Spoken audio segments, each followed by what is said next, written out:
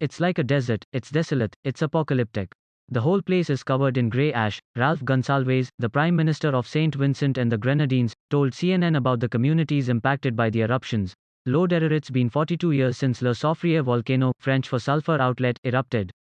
The 4,094-foot stratovolcano is now making up for lost time, blasting ash and debris miles into the air in neighboring islands. Then, at 8:51 a.m. on April 9, the National Emergency Management announced Le Soufriere had erupted. Thanks to the early evacuations, officials said, there have been no deaths or injuries reported as a result of the eruption.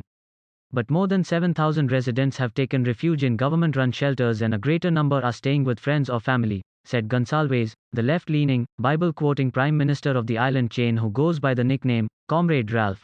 With more than 10% of the island chain's 110,000 residents at least temporarily homeless, the local government does not have the resources to address all the need, he said. We are not able to do the humanitarian effort, we are not able to do the recovery, we will not be able to without substantial assistance from the region and the global community.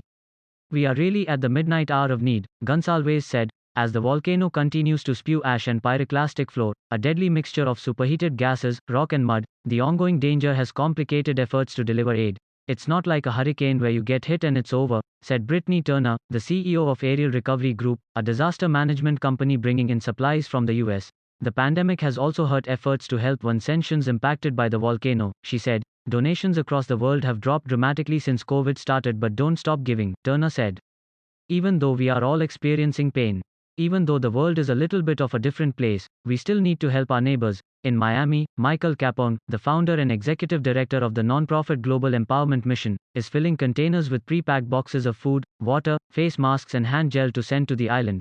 He called the disaster a migrational crisis, as residents flee from the volcano to the south of the island, and said his local partners on the ground still have been unable to assess the full extent of the damage.